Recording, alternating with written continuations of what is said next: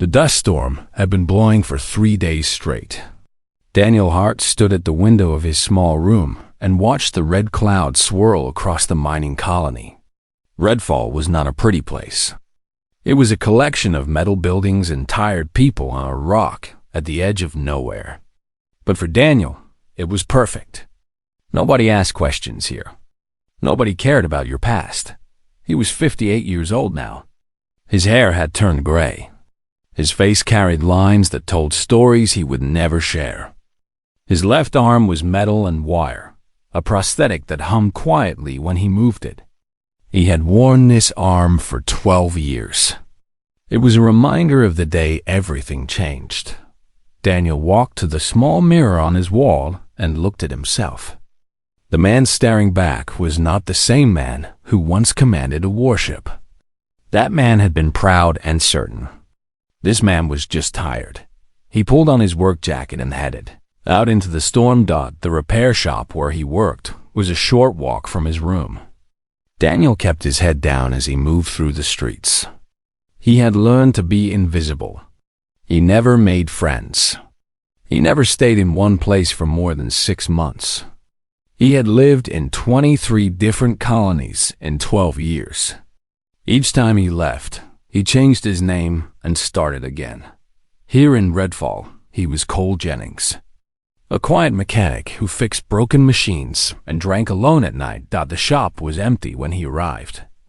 His boss, a fat man named Gregor, had probably decided to sleep through the storm.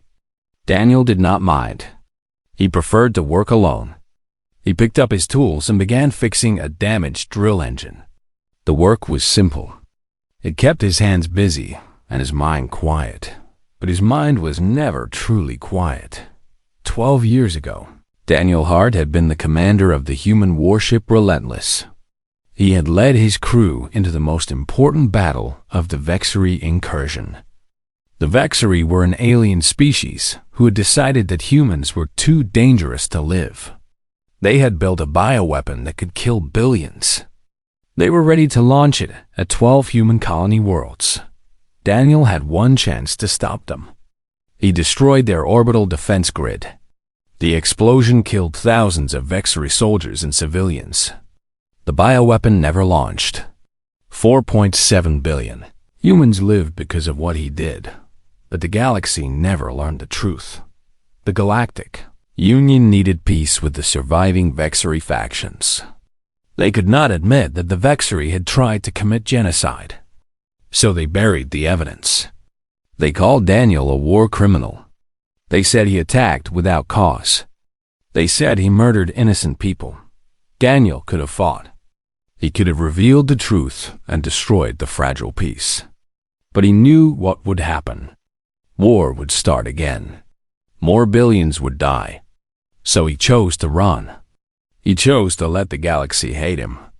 He chose exile over revenge. Now he fixed drill engines on a forgotten rock while bounty hunters searched for him across 1,000 worlds. The door to the shop opened. Daniel did not look up. He assumed it was Gregor finally waking from his lazy sleep. But the footsteps were wrong. Too light. Too careful. He turned slowly. A young woman stood in the doorway. She was human, maybe 30 years old, with short dark hair and sharp eyes. She wore civilian clothes, but Daniel recognized the way she moved, the way she scanned the room, the way her hand stayed close to her hip. She was trained. Military or intelligence. Maybe both. "Shop is closed," Daniel said. His voice was rough from years of silence. "I am not here for repairs," the woman said. "Then you are in the wrong place." The woman stepped closer. Her eyes studied his face like she was comparing it to a picture in her memory. Daniel felt his heart beat faster. He calculated the distance to the back door. He thought about the knife hidden under his workbench. "Relax," the woman said. "I am not a bounty hunter. Everyone says that before they try to collect.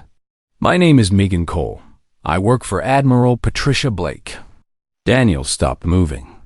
Patricia Blake. He had not heard that name in 12 years. She was the head of Human Black Operations, the only person in the galaxy who knew the full truth about what happened at Vexor Prime. "I do not know anyone named Blake," Daniel said carefully. Megan smiled.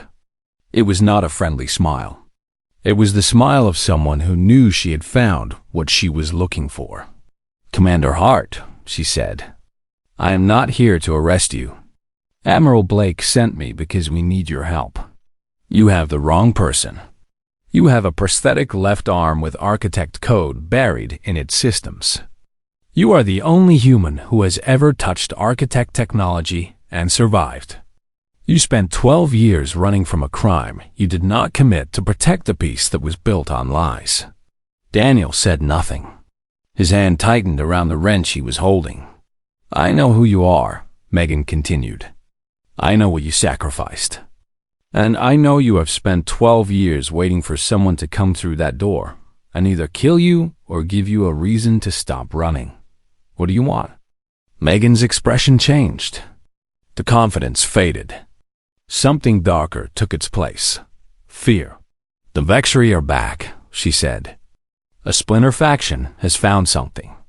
Ancient technology from a dead civilization. They call it the Silence. It is a machine swarm that can consume entire planets. The Vexri think they can control it. They think they can use it to finally destroy humanity."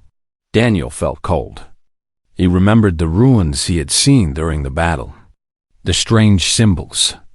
The machines that seemed almost alive. "Why come to me?" he asked. "I am just a mechanic now.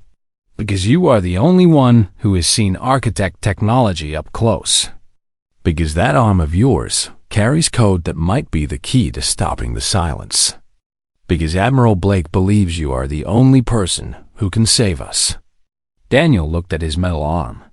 He had always known the code was there.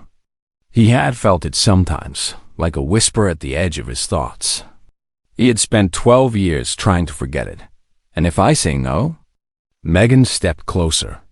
Her voice dropped low. "Then you can stay here and fix drill engines while the galaxy burns. You can die knowing that humanity ended because you were too tired to fight. Or you can come with me and finally finish what you started 12 years ago." Daniel stood in silence for a long moment. Outside, the dust storm howled against the walls. Inside, a man who had given up everything felt something stir in his chest. Something he had buried long ago. Hope that he set down the wrench. "When do we leave?" The ship was called the Quiet Knife. It floated in the darkness between stars, hidden from every scanner in the galaxy. Daniel had never seen a vessel like it. The hull seemed to absorb light instead of reflecting it. Even standing on the deck, he felt like he was surrounded by shadows. Megan led him through narrow corridors until they reached a briefing room. 3 people waited inside. Daniel studied each of them as he entered. The first was a woman in her 60s with silver hair and cold eyes. She wore an admiral's uniform, but there were no markings or badges. Daniel knew her immediately. Admiral Patricia Blake. The last time he had seen her was 12 years ago, the night before everything fell apart. The second was a young man in his 30s with a military haircut and a hostile expression. He stood with his arms crossed and his jaw tight. Daniel recognized the look. This man had already decided to hate him. The third was a woman in her 40s with tired eyes and nervous hands. She wore a scientist's coat and held a data tablet like it was a shield. "Commander Hart," Admiral Blake said. Her voice was calm and steady. "Thank you for coming." "I had nothing better to do," Daniel replied. The young man made a sound of disgust. "This is the great war hero?" "He looks like a drunk mechanic." "Lieutenant Kevin Shaw," Blake said. "Our tactical officer. He has strong opinions." "I have facts," Kevin said. "This man killed thousands of civilians. He's wanted by every court in the galaxy. And now we are supposed to trust him?" "You do not have to trust me," Daniel said. "You just have to stay out of my way." Kevin stepped forward. His hand moved toward his sidearm. Megan shifted her position, ready to intervene. "Enough," Blake said. The word cut through the tension like a blade. "We do not have time for this. Sit down. All of you." They sat around the table. The scientist activated her tablet, and a holographic image appeared in the air. It showed a planet, a beautiful world of blue oceans and green continents. Then the image changed. The planet turned gray. The oceans dried up. The continents crumbled into dust. This was the Keth system, the scientist said. Home to 300 million people. 48 hours ago, it was alive. Now it is dead. Daniel stared at the image. "What happened?" "My name is Dr. Lisa Grant. I study alien civilizations, especially dead ones. What you are looking at is the work of something called the Silence." The hologram changed again. It showed tiny machines, each one smaller than a grain of sand. Billions of them moved together like a swarm of insects. "The Silence is a self-replicating machine swarm," Lisa explained. "It consumes matter and uses it to create more of itself. Planets, ships, space stations. Everything becomes fuel for its growth." "Where did it come from?" Daniel asked. "A civilization called the Architects. They lived millions of years ago. They were more advanced than any species alive today. And then they disappeared. We always assumed they died out naturally. We were wrong." Admiral Blake leaned forward. "The Architects created the Silence. And now the Vexri have found it." Daniel felt the cold spread through his chest. He remembered the ruins on Vexer Prime, the strange technology that seemed almost alive, the symbols that glowed when he touched them. 12 years ago, Blake continued, when you destroyed the Vexri orbital defense grid, you passed through Architect ruins on the surface. Your shuttle crashed in the middle of them. You spent 6 hours trapped in those ruins before rescue arrived. "I remember," Daniel said quietly. "During that time, something happened. The Architect systems activated around you. They scanned you. They uploaded data into your prosthetic arm. We do not know why. We do not know what the data means. But we believe it might be the key to stopping the Silence." Kevin laughed. It was an ugly sound. "So, our plan is to trust the fate of humanity to a war criminal and some mystery code in his fake arm? This is insane." "The Vexri think they can control the Silence," Megan said. "They believe they can use it to destroy every human world in the galaxy. They have been planning this for 12 years. "They are wrong," Lisa said. "The Silence cannot be controlled. The more they try, the faster it will grow. Eventually, it will consume them too. But by then, humanity will already be dead." Daniel looked at his metal arm. He flexed the fingers slowly. For 12 years, he had felt something inside it. A presence. A pattern. He had always pushed it away, afraid of what it might mean. "What do you need me to do?" he asked. Blake stood and walked to the window. She stared out at the stars. "A Vexri defector has contacted us. Her name is Sovereign Kethra. She was part of the faction that built the bioweapon 12 years ago. She helped cover up the truth about what happened at Vexer Prime. Now she wants to make things right." "Why should we trust a Vexri?" Kevin demanded. "Because she has proof," Blake said. "Evidence that could clear Daniel's name. But more importantly, she knows where the Vexri are controlling the Silence from. She knows how to stop it." "Where is she?" Daniel asked. "Nexus Station. The neutral trading hub where all species meet. She is waiting for us there. But the Vexri know she has betrayed them. They have sent assassins." Daniel stood. He walked to the window and looked at the same stars Blake was watching. Somewhere out there, a machine swarm was eating worlds. Somewhere out there, the people who had stolen his life were planning to destroy everything he had tried to protect. 12 years ago, I made a choice, he said. I killed thousands to save billions. I destroyed my own future to protect humanity's future. I have spent every day since then running and hiding and wondering if I did the right thing. He turned to face the others. I am tired of running. I am tired of hiding.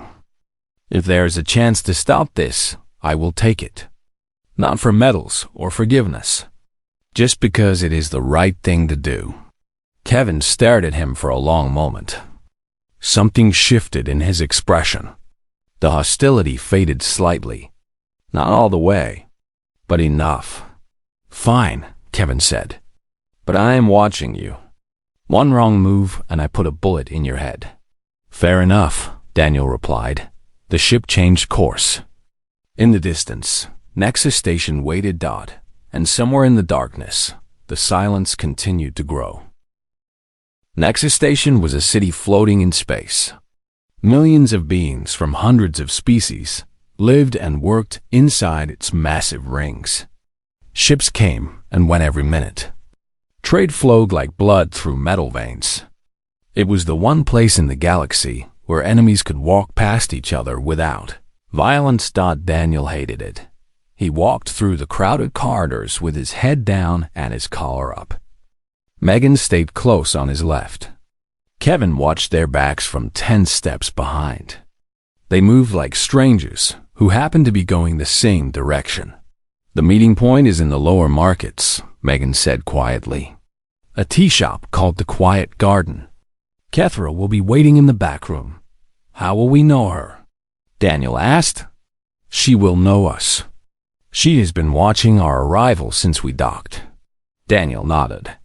He kept his eyes moving, checking faces and shadows. 12 years of running had taught him to spot danger before it spotted him. And right now, danger was everywhere. They passed through a crowd of alien traders. Daniel saw 2 Vexery warriors standing near a food stall. They were tall and gray, with 4 arms and eyes like black glass. They wore civilian clothes, but Daniel recognized the way they stood.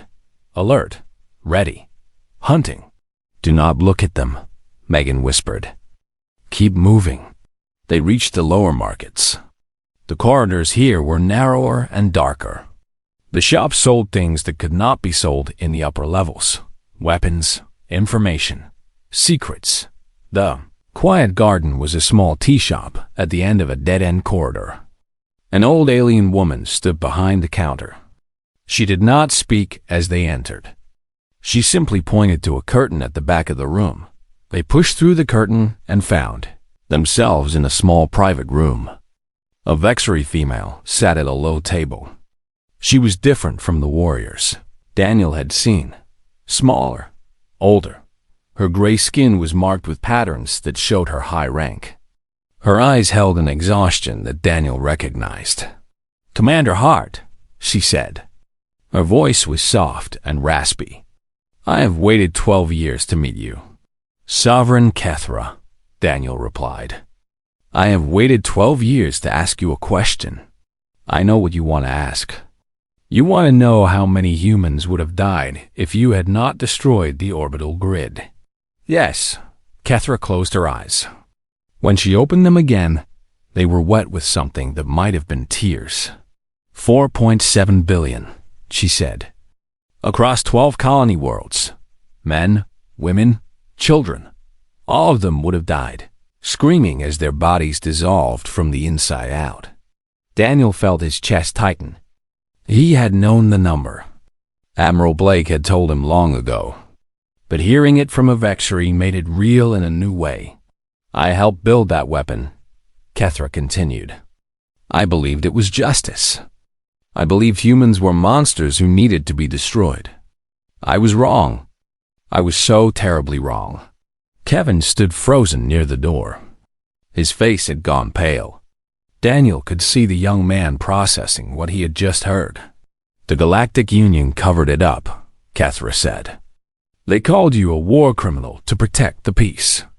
They sacrificed your honor to save their politics. I have evidence that proves the truth. Recordings, documents, Orders signed by the Vexury High Council. Why now? Megan asked. Why come forward after 12 years? Because my people have made a mistake that will destroy us all. The silence was never meant to be a weapon. The architects created it as an ending, a way to erase themselves after they became something monstrous. My faction believes they can control it. They cannot. It will consume everything. Where are they controlling it from? Daniel asked Dot before Kethra could answer. The wall exploded. Daniel threw himself to the ground as debris flew through the air. His ears rang from the blast. Through the smoke, he saw figures rushing into the room. Vexury assassins in black armor. 4 arms each holding weapons. Megan drew her pistol and fired. 1 assassin fell. Kevin rolled behind the table and began shooting. Kethra pressed herself against the wall, unarmed and terrified. Daniel moved on instinct. His body remembered what his mind had tried to forget. He grabbed the nearest assassin and twisted. Metal arm against flesh. The assassin's weapon came free. Daniel turned it on the others. The fight was brutal and fast. Daniel moved through the assassins like a storm. He did not think. He did not hesitate. 12 years of rust fell away, and the commander returned. When the last assassin fell, Daniel stood in the center of the room with blood on his hands. Megan was holding her side. Red leaked between her fingers. She is hit, Kevin said. He rushed to Megan and pressed his hands against the wound. I am fine, Megan said through gritted teeth. It went through clean. We need to move, Daniel said. More will come. Kethra stepped forward. Her hands were shaking, but her voice was steady. The control ship is hidden in the ruins of my homeworld. The same place you destroyed 12 years ago. That is where they are commanding the silence from. That is where you must go. Daniel looked at her. You said you have evidence that proves the truth. Can you send it? Yes, I can transmit it across the entire galaxy. Every species will know what really happened. Your name will be cleared. Do it, but not yet. Wait until we reach the control ship. If the Vexury know the truth is coming out, they will panic. We need them calm until we are in position. Kethra nodded. I understand. Daniel turned to Kevin. Can you carry her? Kevin looked at Megan. She started to argue, but he lifted her gently before she could finish. I have got her, Kevin said. Then he looked at Daniel. His expression had changed completely. The hatred was gone. I'm sorry for what I said before. I did not know. You know now, Daniel said. That is what matters. They moved through the back corridors of the station, avoiding crowds and cameras. Behind them, alarms began to sound. Ahead of them, a stealth ship waited to carry them into the heart of Vexury space. Daniel helped Kethra walk. She leaned on him, exhausted and afraid. You are returning to the place where everything went wrong, she said. I know. Are you ready? Daniel thought about the ruins. The smoke. The screams. The impossible choice he had made. He thought about the 12 years of running and hiding and hating himself. No, he said. But I am going anyway. The debris field stretched for thousands of kilometers. Broken ships floated in the darkness. Human vessels and Vexury warships, torn apart and frozen in time. 12 years ago, this had been a battlefield. Now it was a graveyard. Daniel stood at the window of the stealth ship and stared at the wreckage. He recognized some of the ships. The twisted remains of the Fearless. The shattered hull of the Victory. And there, barely visible against the stars, a piece of his own ship. The Relentless. Are you all right? Lisa asked. She had joined them for the mission. Her expertise in architect technology was essential. No, Daniel said.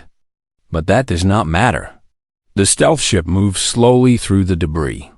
Below them, the Vexury homeworld turned in silent orbit. Great scars covered its surface where the orbital defense grid had fallen. Cities had been rebuilt. Life had continued, but the wounds remained. "The control ship is hidden in the northern continent," Kethra said. She pointed to a mountain range on the view screen. "Inside an ancient architect complex. My people found it decades ago, but could not activate it. When they recovered the silence, the complex came alive." "How do we get inside?" Kevin asked. He had barely left Megan's side since the attack on Nexus Station. Her wound was healing, but she was still weak. "There is a service tunnel that leads from the surface to the main chamber. I know the security codes, but we will need to move fast. The complex is guarded by elite soldiers." Daniel turned to face his team. Megan sat in a chair with bandages around her waist. Kevin stood behind her, his hand on her shoulder. Lisa clutched her data tablet. Kethra looked small and afraid. "Here's the plan," Daniel said. "We land in the debris zone and use the wreckage for cover. We move to the surface on foot. Kethra guides us through the tunnel. Lisa, you will monitor my connection to the architect systems. Kevin, you are our firepower. Megan, you handle communications from the ship." "I am coming with you," Megan said. "You can barely walk. I did not come this far to sit in a chair while you save the galaxy." Daniel wanted to argue, but he saw the fire in her eyes. The same fire he had felt when he first took command of the Relentless. "Fine," he said. "But you stay behind Kevin. No heroics." They landed in the shadow of a destroyed battleship. The surface of Vexor Prime was cold and dark. A thin atmosphere carried the smell of dust and metal. Daniel led the way through the rocks and ruins toward the mountain range. Every step brought memories. He had walked this ground before. His shuttle had crashed 2 kilometers east. He had crawled through the dirt with a broken arm and burning lungs. He had found the architect ruins by accident, stumbling into them while searching for shelter. "There," Kethra whispered. She pointed to a hidden entrance in the side of the mountain. The service tunnel. They moved inside. The tunnel was dark and narrow. Strange symbols covered the walls. As Daniel passed, the symbols began to glow faintly. The architect code in his arm was responding. "Fascinating," Lisa breathed. "The systems recognize you. They are waking up." They traveled deeper into the mountain. The tunnel opened into larger chambers filled with ancient machines. Towers of crystal hummed with energy. Screens displayed data in languages that had not been spoken in millions of years. "The control room is ahead," Kethra said. "But something is wrong. There should be guards."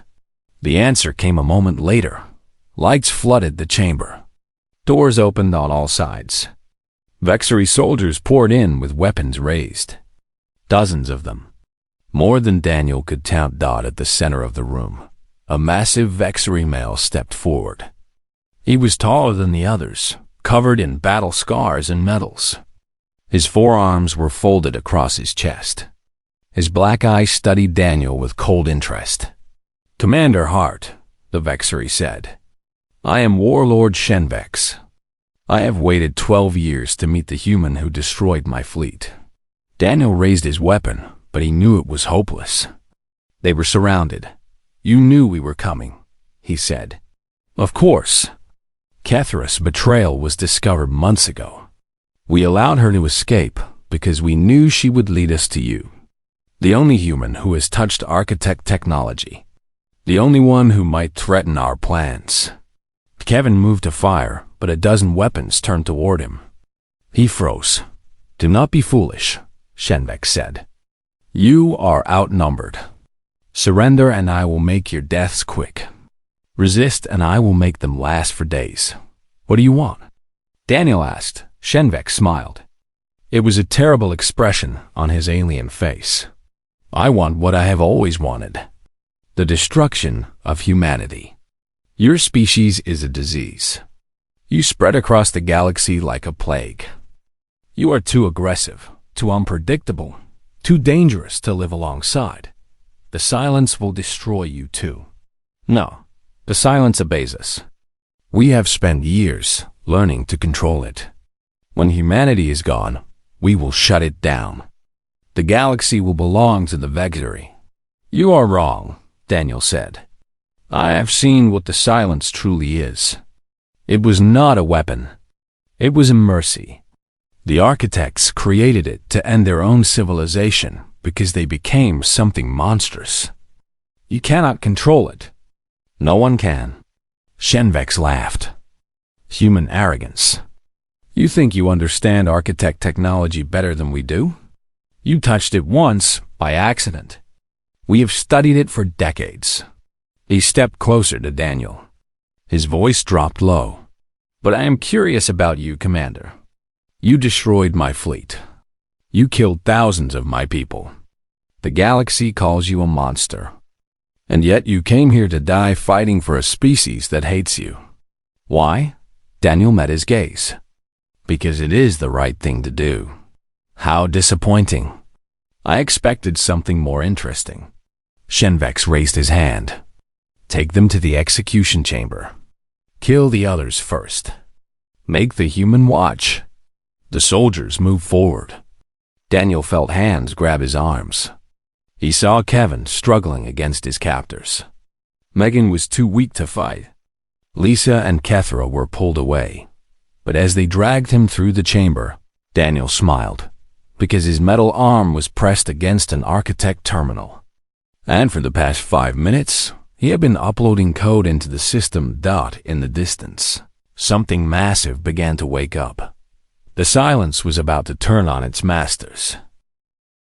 The first sign was a tremor. The ground shook beneath their feet. The ancient machines around them flickered and screamed. Shenvex stumbled. His soldiers looked around in confusion. Then the screaming started outside. Through the walls, Daniel could hear Vexery voices crying out in terror. Explosions echoed across the complex. Something was attacking the Vexery fleet in orbit. What have you done?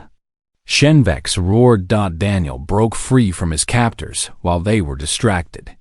He grabbed a weapon from the nearest soldier and fired. Kevin did the same. Megan pulled a hidden blade from her boot and stabbed the guard holding her. The chamber erupted into chaos. The silence is turning on them, Lisa shouted over the noise. It sensed the architect code in Daniel's arm. It is attacking anything Vexery.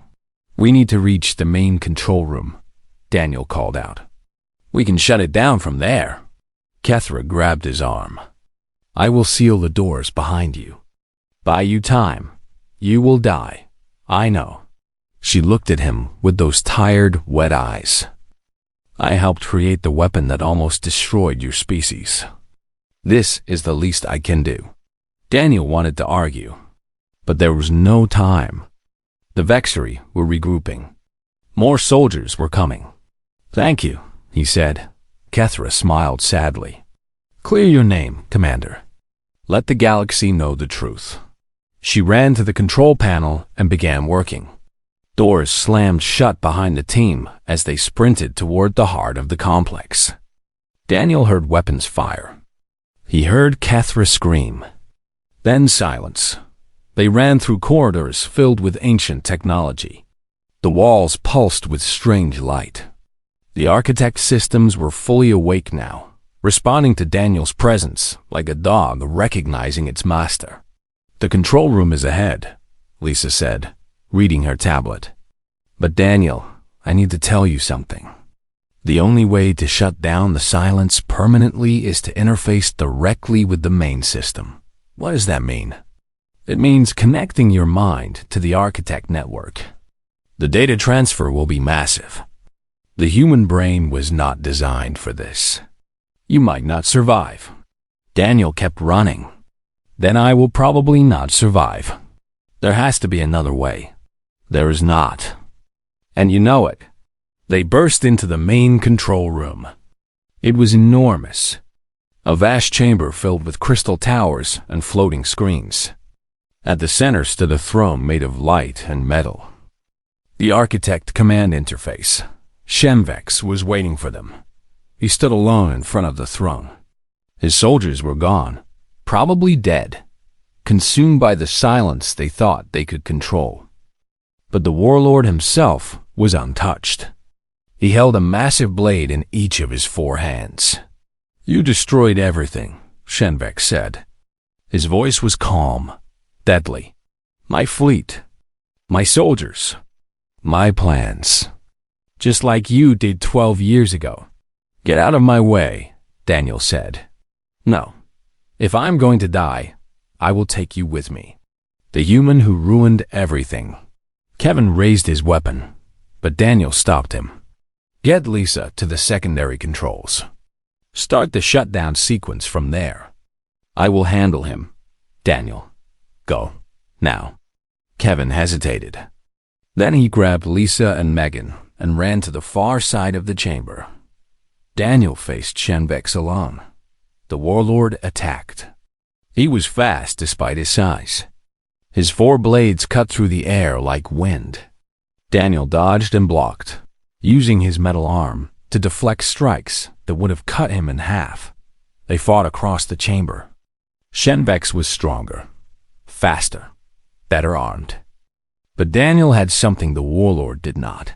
He had nothing left to lose. Shenvex slashed at his chest. Daniel took the hit. Blood sprayed across the floor. But he stepped inside the warlord's guard and drove his metal fist into Shenvex's face. The warlord staggered. Daniel hit him again, and again. "You call humanity a disease," Daniel said. "You say we are too dangerous to live. Maybe you are right. But we are dangerous because we do not give up. We do not surrender. We keep fighting until the job is done." He grabbed one of Shenvex's blades and drove it through the warlord's chest. Shenvex fell. His black eyes stared at Daniel with something like respect. "You are worthy," the warlord whispered. "The only human who ever was." Then he died. Daniel stumbled toward the throne. Blood poured from his wounds. His vision was fading, but he could see the interface waiting for him, glowing. He sat down on the throne. Light exploded through his mind. He saw everything. The architects, their rise, their fall, their choice to end themselves rather than become conquerors. He saw the silence, vast and terrible, waiting to be released or contained. And the silence saw him. It examined his memories, his choices, his sacrifices. It saw a man who had destroyed to protect, who had accepted hatred to preserve peace, who had given up everything for the greater good. The silence recognized a kindred spirit, a voice that was not a voice spoke in his mind. It asked a simple question: "What do you want?" Daniel answered, "And this. Let the galaxy live." The silence obeyed. Across the galaxy, the machine swarms stopped. They fell silent. They shut down. Billions of tiny machines became nothing more than dust. Daniel slumped forward on the throne. He was dying. He knew it. But he was smiling. Ben hands grabbed him. Megan and Kevin pulling him away from the interface. Lisa running medical scans. Voices shouting for help. "He is alive," Lisa said. "Barely." The system did not destroy him. It recognized something in him. Weeks later, Daniel stood before the Galactic Tribunal. Kethra's evidence had been transmitted across every network. The truth was known. The cover-up was exposed. Daniel Hart was no longer a war criminal. They gave him a medal, the highest honor humanity could offer. He accepted it without smiling. Afterward, Megan found him standing alone outside the ceremony. "What is wrong?" she asked. "The people I could not save do not care about medals." "No, but the people you did save care. Billions of them. They are alive because of you." Daniel looked at her. For the first time in 12 years, he felt something like peace. "Where will you go now?" Megan asked. "I do not know. Somewhere quiet. Somewhere I do not have to run anymore. Megan smiled. Mind if I come with you? Daniel thought about it. 12 years of loneliness. 12 years of hiding and fighting and suffering alone. Maybe it was time to stop being alone. I would like that, he said. They walked away together. Behind them, the stars burned bright and clean. The galaxy was safe. The silence was gone. And the man who had carried the weight of billions finally set it down. They had hunted him for 12 years.